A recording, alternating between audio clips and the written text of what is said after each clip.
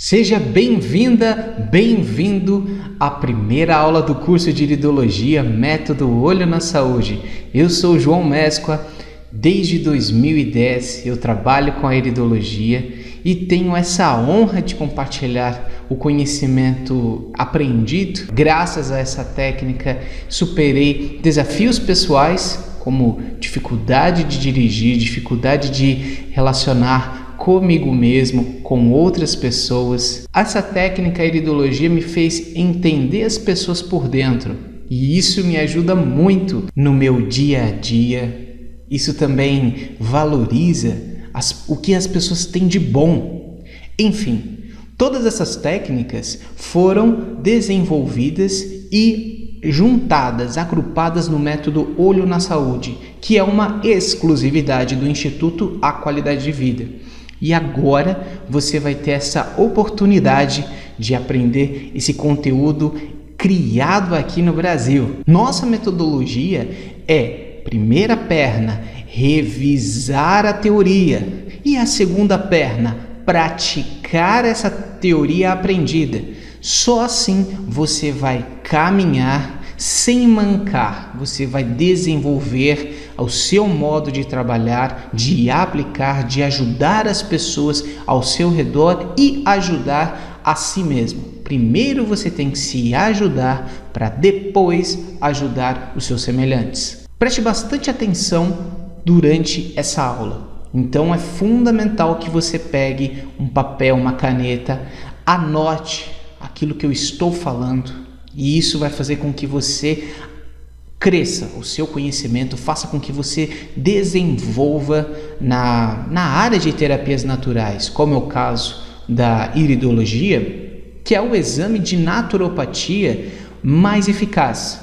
Então, quando você está pesquisando naturopatia, você quer soluções naturais para problemas de saúde ou até preveni-los. Excelente! Nos olhos, você vai ver que é a melhor forma de você chegar antes da doença. É por estudar os olhos da pessoa. Também é fundamental que dentro do intervalo de 24 horas você entre em contato novamente com essa teoria.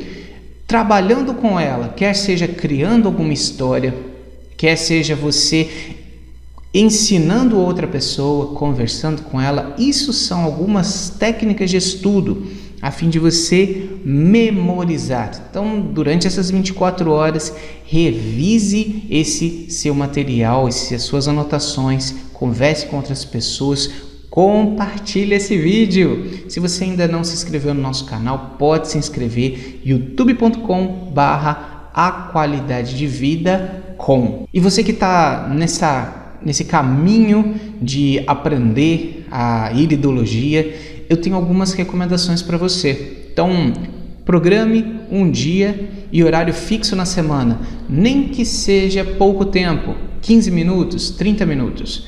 Você fazendo isso com consistência vai fazer a diferença na sua carreira, no seu desenvolvimento pessoal. Afaste-se de distrações. Então, às vezes a pessoa está lá com o celular enquanto está vendo no notebook, no televisor. Às vezes a pessoa está comendo, bebendo. Então, não crie esse hábito. Hora de estudar é hora de estudar e mais nada. O estudo requer uma concentração muito grande, que vai trabalhar a frequência cerebral do sono. Se você não estiver bem, se você não tiver o hábito de estudar, é fato, você vai ficar com sono. Então, o que eu recomendo? Que você estude logo após uma excelente noite de sono. Faça anotações, tire suas dúvidas por meio do nosso e-mail falecom@aqualidadedevida.com. Faça pesquisas, ou seja, não fique satisfeito com o que está nessa aula. Você pode ir além. Agora, é interessante que você siga uma linha. No caso, nós estamos falando do método Olho na Saúde. Antes de você procurar outros autores, outras fontes de pesquisa, é importante que você pratique 100% do conteúdo aqui abordado.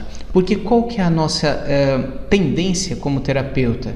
É ter aquela sede do conhecimento. E essa sede do conhecimento faz com que a gente termine um curso, vá para outro e por aí vai. Então é fundamental que você tenha uma sequência. Cada curso ele tem que te levar de um ponto A até um ponto B. Isso vai gerar uma transformação. Qual é a transformação que o curso de iridologia Olho na Saúde vai fazer para você? Ele vai ensinar você a ser um leitor de olhos, mesmo que você não tenha um software especialista para isso. Vai ensinar você a tratar o corpo e mente de qualquer pessoa, de modo natural, seguro, livre de contraindicações.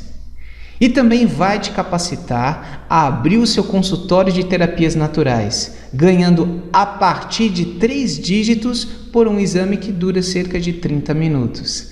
Se é isso que você quer, se você sente que a sua vocação é cuidar de pessoas, que você precisa espalhar bem-estar e qualidade de vida, você está no lugar certo. Então, o conteúdo do curso que veremos hoje, veremos uma abordagem simplificada da anatomia do olho, continuando o que nós vimos no módulo anterior, que é Entenda o Corpo, uma abordagem simplificada de anatomia e fisiologia para você entender cada componente do mapa orgânico de iridologia. Porque você precisa entender quando eu falo de uma determinada área do corpo, exemplo, glândula pineal. Você precisa entender, e você vai entender naquele módulo Entenda o Corpo, que glândula pineal faz parte do sistema endócrino, ele cuida de hormônios. Um dos principais hormônios produzidos pela glândula pineal é a melatonina. A melatonina, por sua vez, ela vai regular o ciclo biológico, ajuda na qualidade do sono. Então, quando você observar uma íris e percebe-se que há uma marca chamando atenção para a glândula pineal, por causa do Entenda o Corpo, você vai traduzir: essa pessoa ela tem dificuldade, a qualidade do sono não é normal, ela precisa cuidar. Às vezes é engraçado porque o nosso corpo ele vai ter momentos. Pode ser que por ele não estar bem cuidado com a glândula pineal, em um dado momento pode ser que a pessoa ela durma muito, mas a qualidade não é boa. Agora pode ser que depois de algumas décadas essa pessoa já comece a ter alguns episódios que acorde no meio da noite, dificuldade para pegar no sono. E mais algumas décadas depois, pode ser que aí sim ela fique com a clássica insônia, de ficar a noite toda acordado. Então, de qualquer forma, o olho, desde do início, está lá registrando essa tendência a ter alguma disfunção lá na glândula pineal. O que o olho faz? O olho ele chega antes do problema, ele já mostra disfunção no órgão. Dessa forma, não há o que se falar num exame de iridologia de um diagnóstico, por exemplo, como se fosse uma dispneia, como se fosse uma doença nomeada. A gente vai ver que a iridologia não faz isso, ok?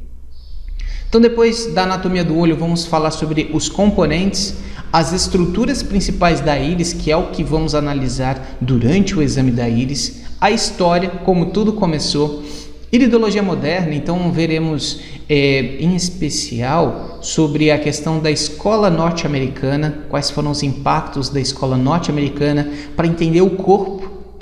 Tenha em mente que você pelo olho consegue entender a mente. Como assim? Você consegue ver o temperamento, o perfil comportamental, qual que é o padrão dessa pessoa em reagir de modo consciente e inconsciente. Não veremos nessa aula. Essa aula é para ensinar a ler o corpo, tá ok? Além disso, nós vamos falar da irisdiagnose. Vamos fazer vamos colocar ela no lado oposto do diagnóstico. tá ok? São duas coisas diferentes, apesar do nome ser parecido. Vamos entender o sistema nervoso e a íris, como é que eles estão conectados. E como que é a íris? A íris, ela reflete o cérebro, né? A comunicação do cérebro com os órgãos, com os sistemas, como isso realmente é registrado na íris. Vamos ter uma abordagem embriológica, de localização também dos nervos. Se a íris ela é alterada, uma pergunta que quase todo cliente vai pensar ou vai fazer. Se realmente o olho é utilizado como um meio de identificação, assim como o polegar, será que ela é alterada mesmo? Medula espinhal, vamos entender um pouquinho mais sobre o sistema nervoso central e os olhos. Os pilares, ou seja, aqueles conhecimentos que vão dar a base para as técnicas para o método Olho na Saúde. 7 zonas orgânicas. Eles vão ajudar a visualizar a íris em camadas e dessa forma é a base para entender o mapa orgânico. Vamos colocar um relógio em cada olho e entender os componentes do olho direito e do olho esquerdo. Preparado? Então eu quero compartilhar com você imagens do nosso corpo, que está aqui nessa primeira coluna, e imagens capturadas por satélites. E verifique se são meras coincidências. Nós temos aqui um neurônio e as sinapses espalhadas, né, ao redor do neurônio. E observe aqui o seguinte, essa imagem do universo. Note como são parecidas a junção de estrelas e parecem estar conectadas. Olha que interessante como é o nascimento de uma célula, né? A célula original deixa de existir em contrapartida a uma divisão. E após a divisão, o surgimento de 2 novas células. Olha que interessante, quando ocorre a morte de uma estrela, também parece a divisão, né, de poeira cósmica, essa poeira que é cada um separado para um canto, né, para um lado oposto do universo. E observe as fibras desse olho. Como as fibras desse olho, ele lembra a nebulosa. Essa quantidade grande de gás, de poeira. Isso lembra que nós estamos conectados.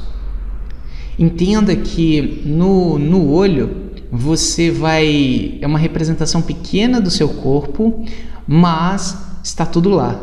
Você vê os componentes do seu corpo, a gente vai ver hoje no mapa mais de 166 componentes do seu corpo registrados nos olhos, estão mapeados. Você vai entender que a parte física está totalmente ligado às suas emoções, ao seu intelecto. Então, aquela pessoa que às vezes sente muita raiva, de um modo ou outro, vai afetar o seu fígado. Pessoa às vezes que é muito medrosa, é o popular cagão, é uma pessoa que vai afetar a forma de funcionamento do seu intestino. Nosso corpo, assim, aliando ciência e tecnologia, está plenamente conectado. Quando uma parte do corpo sofre, as demais também são prejudicadas. Quando você fala de olho, é normal você associar ao sentido da visão. Acontece que o olho ele não processa a visão. Isso acontece aqui atrás, no lobo occipital. Então existe um nervo que parte da seção nervosa dos olhos, é um nervo craniano óptico. Ele atravessa boa parte do encéfalo e chega aqui atrás no lobo occipital, onde realmente vai processar a luz que passou pelo olho em uma imagem que realmente faça sentido, tá? Então, o globo ocular, ele fica dentro de uma cavidade óssea do nosso crânio. Ele é protegido pelas pálpebras. e conta com 6 músculos responsáveis pelos movimentos. Também conta com 3 camadas que veremos a seguir. A primeira camada é a externa, que tem a função de proteger, composta principalmente pela córnea e a esclera. Segunda camada, média ou vascular, ela é formada pela íris, que é o principal tema do nosso estudo, além também da coroide, córeo e o corpo ciliar. Por fim, nós temos a camada interna, que é a parte ligada ao sistema nervoso, constituída principalmente pela retina. Então, olhando os componentes dos olhos, nós temos esse componente, o componente A, que é o humor vítreo, uma substância gelatinosa que preenche todo o espaço. Assim como nosso corpo, o maior componente, a maior substância que está presente no olho também é a água, né? Então, se você reparar, fechar suas pálpebras com as mãos limpas, você vai ver que o seu olho ele tem um comportamento gelatinoso, né? Ele não é rígido. O B, nós estamos falando do cristalino, ele orienta a passagem de luz até a retina. Então, é graças ao cristalino que nós temos, ele é translúcido, então ele tem essa passagem da luz do ambiente externo para dentro do seu olho. Ele também regula o tamanho da pupila. Se você está num local muito iluminado, o cristalino regula a pupila, que é um orifício, o orifício D. Ele vai regular a pupila para ficar num tamanho menor. Agora, se você estiver num ambiente muito escuro, a luz está escassa, a tendência é que o cristalino ele dilate o músculo da pupila. Então, a pupila ela vai ficar maior num ambiente mais escuro. A letra C é a córnea. Então, nessa área que está em contato com a parte exterior, é aquela parte que tem, né, o acesso com as lentes de contato, né? As lentes de contato se adaptam na córnea. Também auxilia o cristalino em sua função, né, de capturar a passagem de luz. Como já abordamos a letra D, vou falar da letra E, que é a íris. É uma estrutura colorida do olho, conta com 3 camadas de fibras de íris, e essas camadas, cada uma vai ter uma coloração diferente. Essas camadas de fibras na íris vão nos ajudar a identificar anota aí, estágio evolutivo.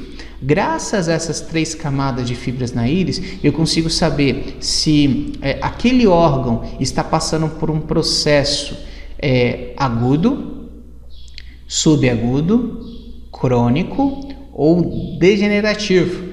Então, o degenerativo, que é o 4º grau, já foi destruído as 3 camadas de fibras da íris precedentes. Então, é um estágio em que requer o máximo de cuidado, o máximo de atenção por parte do iridologista e por parte também do interagente. Letra F, aqui nós temos ao redor de todo o olho a esclera, que é uma túnica externa branca e fibrosa do globo ocular, que também reflete o nosso corpo e também a nossa mente. Mas o tema, né, da aula é iridologia, então vamos ficar concentrados nessa parte colorida do olho. O G é o nervo óptico. Então, um nervo craniano que conduz os impulsos nervosos para o cérebro. Então, observe nessa imagem aqui, ó, o nervo óptico é essa estrutura. Aqui na imagem está um pouco puxado para um verde, tá?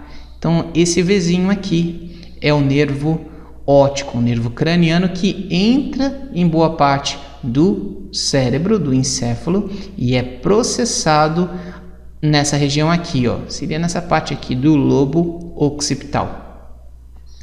H. Aqui é a coroide, é uma estrutura do olho que fica entre a esclera e a retina. Quando você estuda iridologia, essa é o tipo de foto mais comum. Você vê os principais componentes aqui de estudo da íris E eu vou explicar para você o que cada um impacta de um modo resumido pelo método Olho na Saúde. Então temos aqui a pupila. A pupila, como já explicado, né, orientar a passagem de luz para a estrutura nervosa do olho. A pupila, ela representa naquele momento como está o SNA. O que é o SNA? Sistema Nervoso Autônomo. Então, o sistema nervoso autônomo, ele cuida do seu corpo, do automático. Ele cuida da parte automática, do funcionamento automático do seu corpo. Você não decide o quanto que os seus alvéolos pulmonares vão se expandir. Você também não decide a velocidade do seu coração.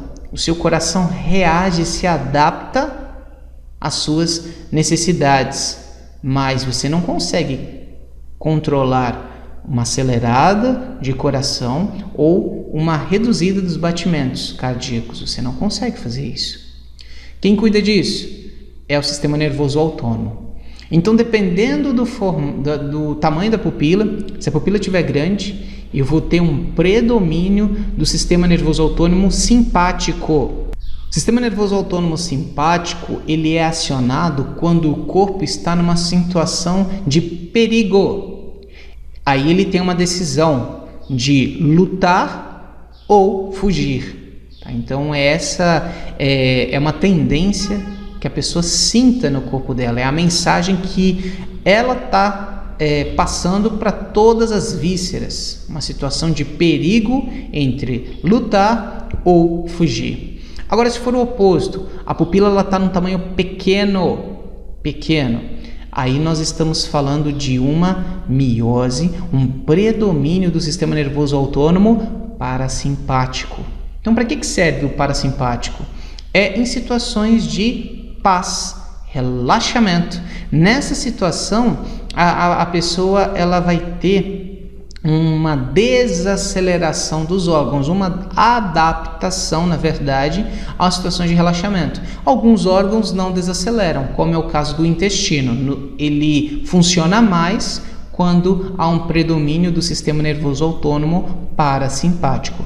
O que é verdade quando nós estamos no SNA simpático. O intestino tende a diminuir o movimento peristáltico, então dessa forma ele funciona menos.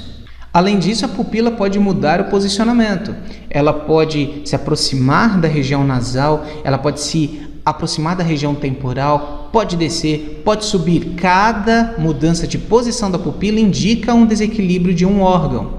A pupila ela pode ter alguns achatamentos. Cada achatamento representa uma necessidade de cuidar de regiões da coluna vertebral. A coluna ela também é um órgão reflexo, então quando ela tem um desequilíbrio em alguma região, isso acaba afetando outra parte do corpo. Pupila também tem variação de cor. Quando você joga a luz, do equipamento relacionado à fotografia de olho, você pode notar variações na cor. A cor esperada é azul, a cor natural dessa região da pupila. Mas às vezes há algumas alterações de cor. As mais comuns são a cinza, a esverdeada. Lógico que no caso da cinza existem alguns riscos. Pode ser que ela está desenvolvendo catarata, mas como iridologia ela não faz diagnóstico, você pergunta para o seu interagente: há quanto tempo que você não faz um exame das suas vistas? Então ela vai te dar uma resposta, ok? Então é fundamental que você saiba o seu quadrado como iridologista e não invada o quadrado do outro profissional. O fato é que para cada mudança de cor na pupila vai ter um impacto nas emoções. Pessoa com a pupila cinza, ela vai parar de sentir prazer na vida. A pessoa com a pupila verde, ela vai ter uma tristeza guardada. Cada alteração de cor na pupila tem um impacto na área mental. Logo ao redor da pupila, nós temos as fibras grossas. Aqui dentro, nós temos a nossa herança genética. Tá? Então, é uma região também que registra o nosso órgão, pode-se dizer, central das emoções, que é o estômago. De acordo com a medicina tradicional chinesa, ele é o primeiro órgão a sentir os estresse, a sentir alterações emocionais, né? É o primeiro órgão que nós temos que cuidar ele muito bem, estômago, e está representado nas fibras grossas que se localizam ao redor da pupila. Entre as fibras grossas e a pupila, que é um orifício, existe uma estrutura pequena chamada orla pupilar interna. É nessa estrutura que você identifica o terreno biológico, que é o temperamento de cada pessoa. Eu também gosto de chamar essa estrutura que representa a diátese de Ménetrier, porque para cada diátese de Ménetrier existe minerais que reequilibram aquele terreno para que ele tenha um pleno funcionamento, ele reduza aqueles pontos frágeis daquele temperamento, daquela diátese. Existe claramente observado nessa foto uma linha que separa essas fibras grossas das fibras finas. E essa linha que afasta-se da pupila e às vezes se aproxima da pupila, ela é chamada de colarete. Em outros estudos, como no caso da parte comportamental, essa mesma linha recebe um outro nome, chamado de anel de expressão. Tá? Tem outros teóricos que chamam de babado também. É banda do sistema nervoso autônomo. Por que é chamado de banda do sistema nervoso autônomo? Porque cada órgão está mapeado em um setor aqui. Então, a tendência é que quando o colarete se afasta da pupila, há um desequilíbrio que aponta para um aumento do SNA simpático.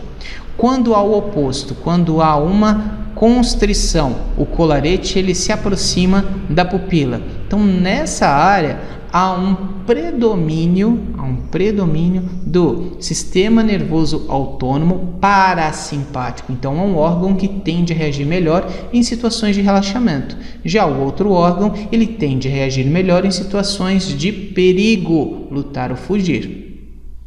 E existem áreas em que simplesmente o colarete deixa de existir, né? Você não observa ele, né? Então é um problema de continuidade. O ideal é que o colarete fosse um círculo arredondado, mas como nós não somos perfeitos, acaba que quando o colarete está com esse problema de continuidade, é uma falha de comunicação entre o SNA simpático e o parasimpático. O que tem que ser feito? Tem que ser cuidado daquele órgão a fim de melhorar a comunicação, tanto do SNA simpático quanto do parasimpático, melhorar a regulagem do funcionamento desse órgão. Depois do colarete nós encontramos as fibras finas, que também é chamado de parte ciliar. Aqui estão a maior parte dos órgãos, tá ok? Não falei anteriormente, mas o colarete ele representa os intestinos. Você tem dois tipos de intestinos: o intestino fino, que é o delgado, ou o intestino grosso, que é o cólon. Para você identificar no seu nariz, pega as suas duas mãozinhas e coloca aqui na frente do nariz. Você vê que a distância entre as mãos ela é pouca, né? Ela é uma distância menor. Então imagina algo aqui no meio da sua mão, né? Então algo fino. E agora afaste-se, coloque as mãos ao redor da têmpora. E aí você vai ver que se fosse essa mesma coisa estaria maior, estaria com um calibre grosso. Então essa região temporal mapeia o intestino grosso e aqui no nariz mapeia o intestino delgado, o intestino fino. Então fino, grosso. Isso daí é uma forma de você começar a memorizar o mapa de órgãos, tá ok? Lembrando que o estômago ele fica lá nas fibras grossas, ao redor da pupila. Depois do colarete é que nós encontramos os demais órgãos mapeados na íris, né? Você tem que aprender a adequar o mapa frente às mudanças nos olhos, porque esse mapa, essa íris, ela mostra um colarete mais afastado, mais afastado da pupila e mostra uma pupila pequena. E aqui nesse caso você vai ter que ajustar o mapa a essa estrutura, tá? Então você vai ter que fazer esse ajuste mental para depois você localizar os órgãos aí dentro. Se você simplesmente quiser encaixar o mapa sem adequar o mapa nos olhos, aí você vai ter muita dificuldade, você vai começar a falar coisas erradas, tá ok? É fundamental que você pare e adeque o mapa na íris e não forçar a íris a encaixar no mapa, tudo bem? Então, essa é uma ilustração de um olho só para a gente ver se entendemos bem. Nós temos aqui a pupila, depois nós temos uma estrutura chamada OPI, aqui nós temos o temperamento, depois nós temos as fibras grossas que mostram a herança genética, depois aqui nós temos o colarete, que ele separa fibras grossas das fibras finas. Observe como nesse caso o colarete está bem mais arredondado, é uma situação mais próxima do ideal. Essas partes que se aproximam do colarete, que se aproxima da pupila, mostram órgãos que têm o predomínio do sistema nervoso parasimpático, e áreas em que se afasta um pouquinho o colarete da pupila, nós vamos ter o predomínio do sistema nervoso autônomo simpático. Depois disso nós temos as fibras finas, a área ciliar. Você encontra os órgãos aqui nessa região, e não sei se você percebeu, mas o colarete aqui está muito mais próximo da pupila, que seria o mais natural, o mais próximo do mapa. E aqui você encontra também uma outra estrutura diferenciada. A pupila aqui ela está maior. Talvez você se pergunte, puxa João, mas está difícil. Como é que eu vou saber quando que o tamanho da pupila está grande ou quando que o tamanho da pupila está pequeno? Quando que eu vou saber se o colarete está afastado? Quando que eu vou saber se o colarete está próximo? Eu já vou te dar o passo a passo. Fica tranquilo, sossegado, tá? Depois do colarete, nós encontramos as fibras finas. Essas fibras finas, além de representarem os órgãos, também conta com a sua parte fenótipa, ou seja, são os genes que você adquiriu, que você desenvolveu com o passar da sua vida. Aqui nessa parte nós encontramos a forma que as fibras do seu olho se organizam, e isso reflete a sua disposição, reflete o seu perfil comportamental. É muito interessante isso, porque o perfil comportamental ele é desenvolvido entre os 5 e 6 anos de idade e mostra como você tende a reagir de modo consciente nas suas ações e também subconsciente, ou seja, como que você aprende as coisas que estão inseridas no seu contexto, na sua realidade. Vamos falar de origem da iridologia? Então, pai da medicina, Hipócrates, ele utilizava os olhos como um método de diagnóstico e falava: tal são os olhos, tal é o corpo.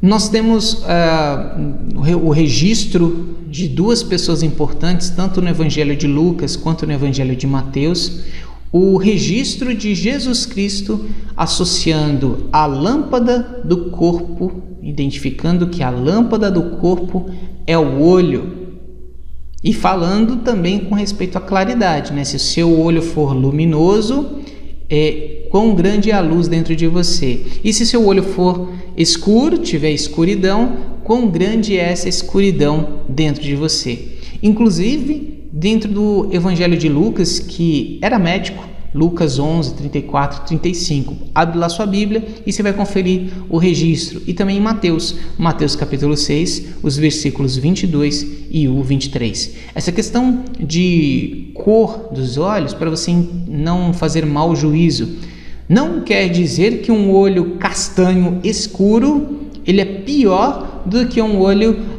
azul clarinho branco. Não é isso. Nós estamos falando novamente dos estágios evolutivos, daquelas 3 camadas de fibras na íris. Então, quando você tem um processo afetando a primeira camada, destruindo essa camada, fica com uma coloração branca.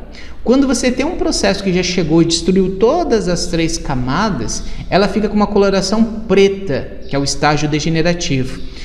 Qualquer outra alteração de cor, nós estamos falando dos estágios intermediários. Então aqui nessa coloração aqui preta, nós estamos falando de um estágio quase irreversível.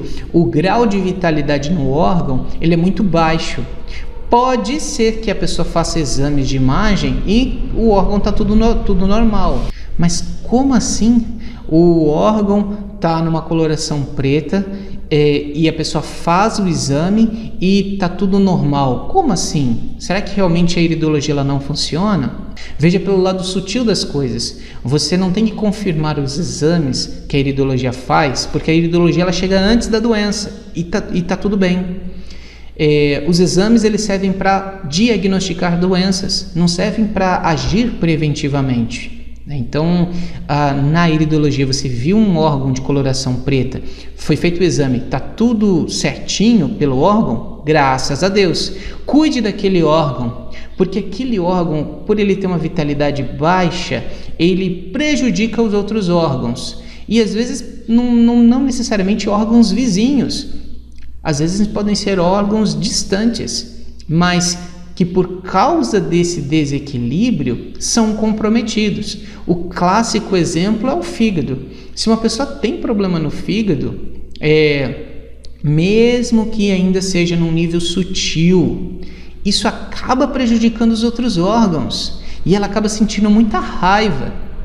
A gente tem que ter essa sensibilidade, porque antes da doença surgir, sua família cultivou desequilíbrios emocionais e intelectuais por muito tempo. Então vai chegar uma hora que alguém tem que ter a maturidade de dar um basta e interromper aquele ciclo negativo que acompanha às vezes a família por muito tempo. Então você vai ver que a origem moderna da iridologia está muito associada à Europa, como no caso lá na Alemanha. O Dr. Philips Mayns, em 1670, fez a publicação dos principais marcas registradas e encontrados nos olhos. Na Hungria, o Dr. Ignacy von Peczeli, ele conseguiu observar uma marca na parte inferior de uma coruja que estava com a pata fraturada, e depois de algum tempo dessa coruja ter recuperado esse dano na sua pata, ele melhorou, ele observou que essa íris da coruja havia um sinal diferenciado, e aí com o passar do tempo ele estudou medicina e em 1881 ele fez uma publicação. O nome dessa publicação é Descobertas no Campo da Ciência Natural e da Medicina, Instrução para o Estudo de Diagnóstico a partir do Olho. Naquela época ainda se falava de diagnóstico, tá? Então havia a esperança de ter uma total aderência da iridologia com a medicina tradicional. Mas mesmo que atualmente ainda não haja essa aderência do exame do olho com os exames tradicionais, consegue-se confirmar as informações obtidas pelo olho por meio da comprovação do que o interagente vive, passa ao longo do tempo, das pessoas que acompanham aquele interagente, e também de outros exames associados às práticas integrativas complementares, ou às PICs. Uma outra pessoa muito importante, no desenvolvimento do estudo dos olhos é o pastor sueco Nils Liljeqvist. Ele observou que pessoas que faziam tratamento alopático, traduzindo, tratamento que é a cura pelos contrários, você está com uma inflamação, use um anti-inflamatório. O olho daquelas pessoas se tornava levemente escurecido. Quando ele fazia o tratamento pela homeopatia, que é a cura pelos similares, se a pessoa tem uma inflamação, eu vou passar para ela um componente que gera uma pequena inflamação a fim de ensinar o corpo como ele deve recuperar-se dessa grande inflamação, a inflamação original. E de uma maneira com uma dosagem muito pequena, né? Quanto mais diluído, quanto mais dinamizado for aquele princípio, mais eficaz, mais forte é o efeito. E aí ele observou que essas pessoas com um tratamento homeopático recuperavam a cor natural do seu olho, ou seja, o tratamento homeopático tornava os olhos daquelas pessoas mais claros. Foi ele que cunhou o termo iridologia. E é interessante observar porque muita gente acha, iridologia é espiritismo, iridologia é nova era, é adivinhação. Não tem nada disso. É basicamente ciência e tecnologia. Aqui no método Olho na Saúde você observa isso com muita clareza. Você utiliza o mapa, você aprende os significados, encontra a localização. É um método passo a passo. Então é muito fácil você explicar isso para as pessoas e elas entenderem, né, a questão associada a essas mudanças sutis que o corpo e mente são uma coisa só. O que é iridologia? Nada mais é do que um estudo que envolve a observação. Não existe iridologista cego. Por quê? O primeiro passo é que o iridologista necessita olhar o olho. Então, quando o iridologista está de frente ao olho, ele consegue observar os sistemas orgânicos, localizando eles graças a um mapa. Ele consegue observar também as fibras, como é que essas fibras estão organizadas para você identificar perfil comportamental. Também ele verifica a pupila e dessa forma encontra e define o estado emocional da pessoa. Pela pupila a gente consegue verificar se a pessoa está com depressão ou não. Também, graças a esse exame de iridologia, nós observamos cor natural do olho, a coloração da pupila. A gente consegue observar aquela estrutura OPI que fica ao redor da pupila, verificar se a íris tem pigmentação ou outras marcas clássicas. E você está vendo esse homem aqui com a lupa. Antigamente, efetuava-se o exame, a leitura dos olhos, com o uso de uma lupa, e o profissional ele registrava em um papel, normalmente um mapa, o que ele estava vendo, né? Então realizava-se o exame dessa forma, a lupa, o mapa ali impresso e o iridologista ia desenhando o que ele estava vendo. Mas o fato é que quando nós fazemos isso, é um exame muito subjetivo. Como que é a recomendação do exame feito hoje? Então a pessoa vem até o consultório ou vai até um lugar para fotografar o seu olho, porque é possível também que seja feito o exame online, o exame à distância. Então, de alguma forma, a pessoa vai e permite que fotografe o olho direito, olhando para frente e com a cabeça reta. Então, a pessoa não pode estar assim, né? Não pode estar desse jeito. A pessoa tem que estar com a cabeça retinha, né? Então, olhando para frente, porque se você olhar para um lado, o olho ele vai deixar de estar naquela posição central. Na hora de encaixar no mapa, vai desajustar. Alguns órgãos vão sair do posicionamento, se não todos, dependendo do ângulo que a pessoa olha. Então, hoje tem que ter a fotografia. Depois que é fotografado o olho, aí é importado a foto para notebook ou para celular, e aí é sobreposto a foto do olho direito, a foto do olho esquerdo no mapa. E aí sim feito aquela adequação. Se o colarete, se a pupila estão no posicionamento certos, ótimo. Se não tiver, a gente vai ter que fazer algum ajuste, quer seja via software, quer seja via mente, para colocar os órgãos exatamente no posicionamento da pupila. Okay? Então, assim, é bem tranquilo. Qualquer pessoa que tenha esse entendimento de tecnologia consegue replicar tranquilamente. Okay? E aí a gente compara a coloração dos olhos, a gente vai fazer uma série de anotações. Essas anotações vão ter informações daquela pessoa que vão ajudar na melhora dela. E por meio dessas anotações eu consigo priorizar os tratamentos. Então a gente vai ver até nos pilares da iridologia o que eu devo priorizar. Será que eu devo priorizar um dor de dente ou eu devo priorizar um problema cardíaco? Será que eu devo priorizar um problema na pele ou então um desequilíbrio emocional? Qual é a prioridade? Além disso, uma outra vantagem é que a iridologia está muito associada aos tratamentos naturais e complementares. A iridologia ela pode ser associada a praticamente qualquer técnica de práticas integrativas complementares. Às vezes aparecem alunos de acupuntura que associam muito à medicina tradicional chinesa. Aparecem alunos que são homeopatas e a homeopatia ela casa muito bem com a iridologia.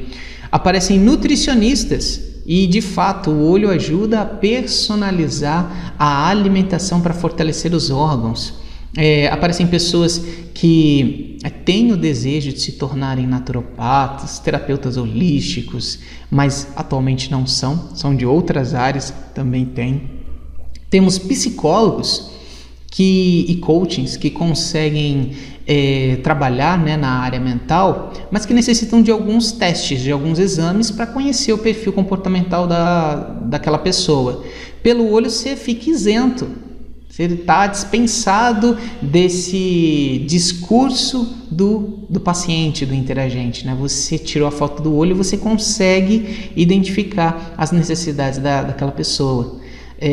Também existem médicos querem confirmar o seu diagnóstico, eles querem verificar as tais doenças funcionais. O que é uma doença funcional? É quando uma pessoa ela tem uma queixa, mas de acordo com os exames ela não tem nada. Então será que aquela pessoa inventou aquela doença? Será que é da cabeça dela?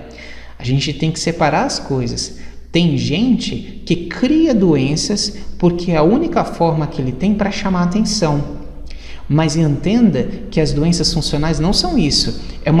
São conflitos, são traumas, são formas errôneas dela lidar consigo mesma e com o ambiente externo. E isso causa dores no corpo. Essas dores, quando nós entendemos localização, tempo, conseguimos entender melhor a pessoa. Então, em vez de usar aquilo para atacar, para tocar na ferida, nós podemos ajudá-la a ressignificar a dor. Toda dor é uma informação e cada dor pode ser ressignificada. O importante não foi o que aconteceu com você para te dar aquela dor. O mais importante é o que você vai fazer com essa dor. Vai ficar se vitimizando ou vai pegar ela, por mais doloroso que seja, e vai entrar em contato com aquele fato e daquele fato derivar um aprendizado, porque aquele aprendizado com certeza vai te levar a uma transformação, quer seja para si mesmo, quer seja para ajudar outras pessoas que também passam por essas dificuldades. Ninguém está sozinho, ninguém tem dor exclusiva. Nós temos nossos sentimentos, nós somos comuns, é isso que nos une, independente de raça, de idioma. Como já adiantei para você, os 3 passos para a gente fazer o exame, a leitura dos olhos, é a observação, ou seja, não tem iridologista cego. Segundo passo, a anotação e o relato. E nesse passo vem uma questão muito interessante. Você só vai relatar de um modo adaptado àquilo não que a pessoa ela deseja ouvir, mas aquilo que ela precisa ouvir. Então você vai entender por meio dos pilares da iridologia que a gente personaliza todo o atendimento. Às vezes é uma pessoa muito sensível que não suporta num primeiro instante a verdade nua e crua. Para ela seria muito assim, até em demasia. E existem outras pessoas que já são bem mais resistentes e às vezes por ter essa resistência a gente tem que jogar real com elas, não pode ocultar nada, tem que realmente mostrar que ela necessita de cuidados emergentes. que ela precisa de cuidados imediatos. Até uma coisa para a gente mencionar, né? A gente confunde muito urgência com emergência, né? Eu falei emergência, mas as terapias não cuidam de emergências. Para isso que existem os pronto-socorros, tá? Emergência é quando está tendo algum perigo de vida, a pessoa pode morrer, tá? Então nenhum terapeuta é recomendado cuidar de uma emergência. Emergência, leve a pessoa ao pronto-socorro o mais rápido possível. Ligue lá para o SAMU, ligue, né, se for o caso, dependendo da situação, corpo de bombeiros, tá bom? Emergência. Urgência. Algumas urgências, um terapeuta bem treinado pode cuidar sim, tá? Já tive casos, né, de urgências, a pessoa estava se mutilando. Teve, né, casos em que a pessoa passou mal de madrugada, mas não corria nenhum risco de vida. Então, nesses casos, é uma urgência, em especial para a pessoa, né, que não está passando bem. E você pode, sim, se estiver bem treinado, se estiver bem seguro, atuar como terapeuta. Essas seriam as duas diferenças básicas entre emergência e urgência. Lembrando que emergência o terapeuta não atua apenas na urgência. E por fim, o passo 3, que é a comprovação. A comprovação não é realizada pelo iridologista. É o próprio interagente, o acompanhante, algum exame que ele tenha realizado, quer seja exame tradicional, quer seja um exame de outra prática integrativa complementar, ou até mesmo do tratamento. Após ele fazer o tratamento natural que o iridologista recomenda, aí sim ele vai falar, puxa, meu intestino funcionou, minha saúde melhorou, estou me sentindo bem comigo mesmo. Aí as recomendações, as práticas de tratamento podem ser as mais diversas. Pode ser mudanças de hábitos, pode ser inclusão de novos alimentos, pode ser o uso de frequenciais semelhantes à homeopatia, acupuntura, reflexoterapia. Podem ser várias as recomendações que um iridologista pode usar em cada caso. Então, quando a gente fala de diagnóstico, é por meio das queixas, do resultado dos exames, o médico vai dar o nome à doença. Agora, irisdiagnose. O que é irisdiagnose? É todo o conhecimento que o iridologista obteve por avaliar os olhos. E é muito conhecimento, tanto do corpo quanto da mente.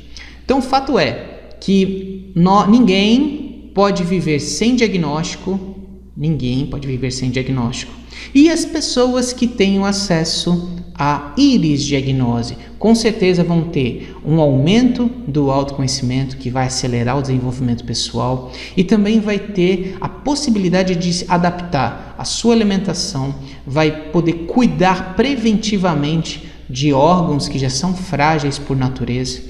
Isso vai dar resultados melhores do que aquelas pessoas que só fazem o uso comum, que é o método do diagnóstico. Nada contra o diagnóstico, o fato é que nós viemos para somar forças, viemos para agregar. Então, quando você estuda o olho, você não está tirando o emprego de ninguém, você está colaborando, você está pondo a sua contribuição na saúde física e mental dos seus semelhantes. Então, a gente falou bastante, né, já de SNA, falamos que é o que cuida do funcionamento autônomo dos órgãos, que ele tem duas divisões, o simpático associado e é ativado em situações de perigo e o parasimpático, que serve para reduzir os estímulos do simpático, ele corrige isso e é ativo em situações de tranquilidade, de relaxamento.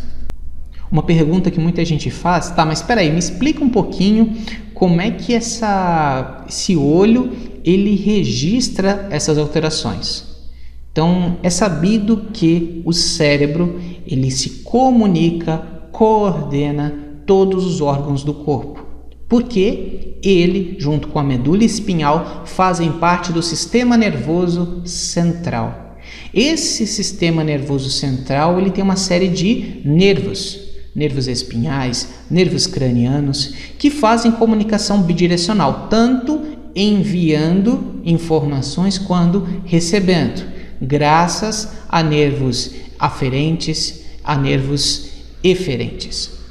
Então, isso que eu falei demonstra o sistema nervoso central se comunicando e controlando todos os componentes do corpo, inclusive o olho. Então, o olho pode-se dizer que ele é um dos órgãos controlados pelo SNC que está no topo. E, além disso, ele tem estruturas dinâmicas e estruturas rígidas, o que mostra que nós temos certas coisas que não mudam, são rígidas, e temos coisas que são dinâmicas, que mudam, né? Às vezes a gente está num bom dia e outras vezes não estamos naqueles melhores dias. Os olhos estão bem associados com o cérebro. Eu já expliquei para você que quem faz o processamento da visão é o lobo occipital, é a parte mais posterior do nosso encéfalo, e esse nervo craniano que vem do olho, ele não é unicamente uma via que entra luz, também ele recebe informações do cérebro. Tanto é que às vezes uma pessoa vê alguém e que nutre amor por ela, é fato, até a música diz, a pupila dilata. Isso é verdade. Às vezes a pessoa ela sofreu um acidente e o paramédico chega no local. Qual é uma das primeiras coisas que ele vê? Ele vai verificar se a pessoa está consciente, se tem batimentos cardíacos, e se o batimento cardíaco às vezes estiver fraco, ele vai pegar uma lanterna e vai abrir o olho daquela pessoa. Então, por meio dessa luz no olho, ele vai ver se está tendo resposta do sistema nervoso. Pode-se dizer que essa localização é privilegiada do olho, né? Então, é uma localização que auxilia esse agrupamento de informações dos olhos, que nada mais é que um reflexo do cérebro. Não adianta a pessoa querer mudar o olho, né? Porque nada mais seria a mesma coisa que você querer se arrumar mexendo na imagem do espelho, né? Você usa o espelho como um norteador para você fazer um ajuste na sua aparência. Você não mexe lá no espelho. Então a mesma coisa, o olho ele é um espelho das informações codificadas no encéfalo. Além disso, nós temos a questão da embriologia. Então, o mesmo tecido embriológico, o ectoderma, deu origem aos olhos, ao cérebro, à medula espinhal, à pele, que é um dos órgãos também repletos de neurônios. Então, toda essa parte nervosa, inclusive os olhos, o cérebro, a medula espinhal, vieram do mesmo tecido embriológico. E a gente verifica algumas expressões como: ué, mas você está com os olhos brilhantes hoje? Você está feliz? Você está com raiva? O nosso olho, nosso olhar, ele muda conforme as emoções, os sentimentos que nós estamos trabalhando, estamos desenvolvendo. Isso são algumas das informações associadas a como os olhos registram essas informações e algumas comprovações também populares. Uma pergunta que muita gente faz é: tá, meu olho muda? Já falei para você que o olho tem estruturas rígidas e estruturas dinâmicas. Então vamos fazer um breve comparativo. Então aqui nós temos a foto do olho direito. Então imagine uma pessoa de frente para você. Aqui nós temos o olho direito e o olho esquerdo da pessoa. Para você saber se é um olho direito ou esquerdo, você precisa medir como se fosse numa régua. Bota uma régua aqui na metade desse olho, mede a distância desse finalzinho aqui, mede a distância desse finalzinho da íris até ele chegar na pupila. Mediu essa distância. Agora compara na mesma linha daqui até aqui. Mediu essa distância e essa distância, você vai ver que essa distância aqui ela é maior do que essa distância aqui. Agora, com a informação de que a pupila tende a ficar próximo da região nasal, você sabe que esse daqui é um olho direito. Isso ocorre em 99% dos casos. E no outro 1%, pode ser que ocorra um caso, que até às vezes menos do que 1 para 100. São casos raros em que a pupila ela fica mais próxima da região temporal. É comum? Não, não é comum. Ele é raro, para lá de incomum. Mas como que eu evito que isso ocorra? Eu sempre peço para tirar foto seguindo a mesma ordem. Primeiro a foto do olho direito, depois a foto do olho esquerdo. É uma prática que eu uso e me ajuda bem. Já teve casos que eu peguei em que a pupila estava mais afastada da região nasal. Então, se eu não tivesse prestado atenção, realmente eu teria feito uma análise incorreta, correria esse risco. Se você seguir o procedimento, o método Olho na Saúde, não tem erro, tá? É bem tranquilo. E aqui nós temos a foto do olho esquerdo. Então observa que nesse caso nós temos uma pupila mais próxima aqui da região nasal, tá? A foto de 1985, um olho azulado, em especial esse olho aqui, o olho da direita, ele tá bem mais claro do que o olho da esquerda, tá ok? Nós temos pupila grande, uma midríase, bem interessante, e nós temos algumas pigmentações. Nós temos 2 pigmentações no olho direito, nós temos mais 2 hiperpigmentações do lado esquerdo, uma marquinha de leve aqui no estômago, outra marquinha de leve também aqui no estômago e outra aqui também de leve. Agora passando de 85 indo para 2001, o que aconteceu aqui nesse caso? Você encontra um olho que está predominantemente verde, não é verdade?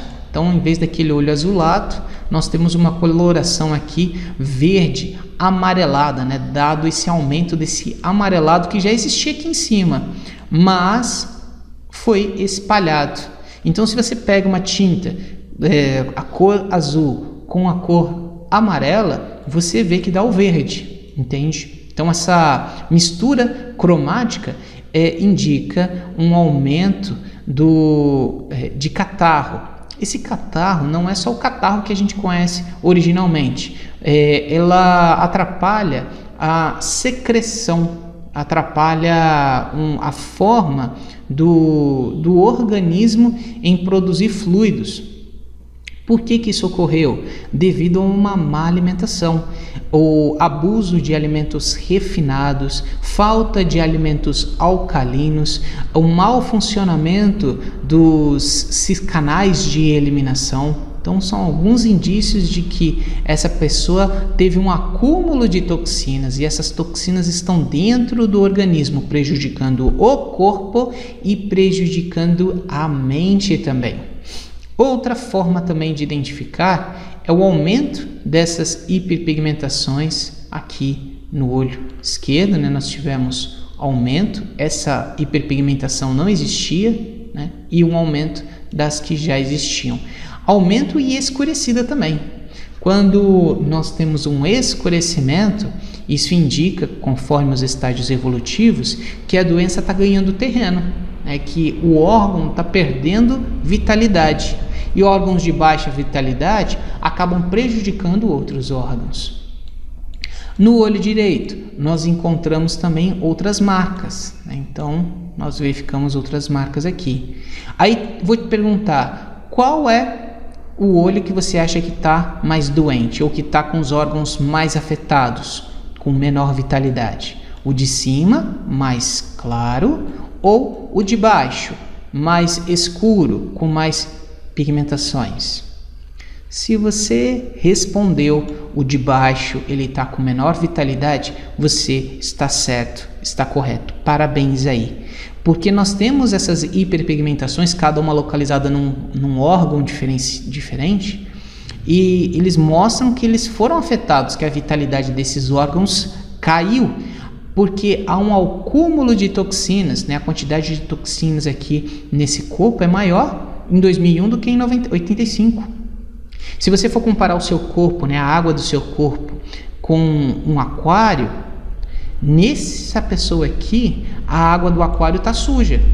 De 85 para 2001, ela sujou mais. Então ela necessita desintoxicar, ela necessita colocar água de qualidade, oxigenar as células, fazer com que os canais de eliminação funcionem melhor. Beleza. Mas também tem uma característica mental também que é positiva, né? Para tudo tem um lado positivo e um lado negativo. Aprenda a ver isso na vida. Tudo tem um lado positivo e tem um lado negativo. Às vezes a gente só tem de ver um lado só. Às vezes a gente é aquele otimista que só vê o lado bom das oportunidades, mas às vezes a gente é aquele tipo de pessoa que só vê o lado negativo das coisas, né? A gente só vê as ameaças, a gente só vê as nossas fragilidades. A gente tem que saber olhar, virar a moeda, virar o disco, né? Eu sei que muita gente aqui não é mais da geração LP, mas aprenda a ver os dois lados de uma história, aprenda a ver os dois lados da vida, tá ok? Você vai, dessa forma, se reequilibrar, quer seja você muito otimista e pode ser imprudente, ou quer seja você uma pessoa muito segura, né? Uma pessoa que vê mais as ameaças. Você também pode ver as vantagens, você pode ver que há vantagens em crescer nas mudanças. O que eu estou querendo falar aqui? Estou querendo falar que por essa pessoa ter aumentado a quantidade de pigmentações, ela amadureceu seu perfil comportamental. Ela se tornou uma pessoa muito mais racional, mais rígida também. Sim, é verdade. É uma pessoa que, se continuar desse jeito, se ela não fizer um tratamento sério, a tendência é que ela vire uma pessoa reclusa. Por que eu estou falando isso? Ao redor da íris dessa pessoa é escuro, que a gente chama de anel de pele. Pessoas com essa tendência, com essa característica nos olhos, tendem a ficar mais fechadas, mais dentro de casa, sem ter aquela abertura social, tendo novidades, reunindo com seus amigos. Tem amigos, mas a tendência, o modo operante dessa pessoa é ficar mais dentro de casa. Chegamos ao fim da primeira aula de iridologia, o método Olho na Saúde. Quero agradecer aí pela sua audiência. Peço que, por favor, escreva aqui a sua opinião, isso é muito importante. O Instituto A Qualidade de Vida reúne essas opiniões até para gerar dados de que realmente a iridologia funciona, qual que é o resultado que você obtém, qual é o impacto que isso gera na sua vida. Então, por favor, coloca aqui por escrito o que você achou. Se você usa o YouTube, inscreva-se no nosso canal, acione o sininho que você vai estar sabendo das novidades. youtube.com/A Qualidade de Vida com. O nosso Instagram é @A Qualidade de Vida, e também o nosso Facebook é facebook.com/A Qualidade de Vida. E se você conhece pessoas que gostam de natureza, que querem conhecer melhor a si mesmas, compartilhe esse vídeo com elas, elas vão te agradecer muito, tudo bem? Um abraço, fica com Deus e até a próxima!